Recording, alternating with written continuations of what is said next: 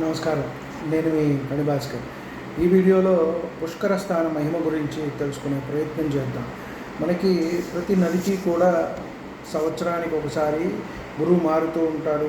ఆ పుష్కరుడు ఏదైతే గురువు ఏ రాశిలోకి వెళ్తారో అప్పుడు ఒక్కొక్క నదికి కూడా మనకి పుష్కరాలని చెప్తాం. ఈ సంవత్సరం ఇప్పుడు సరస్వతి నదికి పుష్కరం, మిథున రాశిలో ఉన్నారు గురువు. కాబట్టి ఎప్పుడైనా పుష్కర స్థానం ఆ సంవత్సరంలో చేయటం అనేది ఎంతైనా మంచి విషయం. ఎందువల్ల అంటే ముక్కోటి దేవతలు కూడా ఆ సంవత్సరం ఆ స్నానం చేస్తారు ఆ నదిలో అని చెప్పని మనకి చెప్తారు. కాబట్టి పుష్కర సమయంలో మొదలు 12 రోజులు లేదా అంత్యపుష్కరాలు 12 రోజులు చేసినా సరే మంచిది.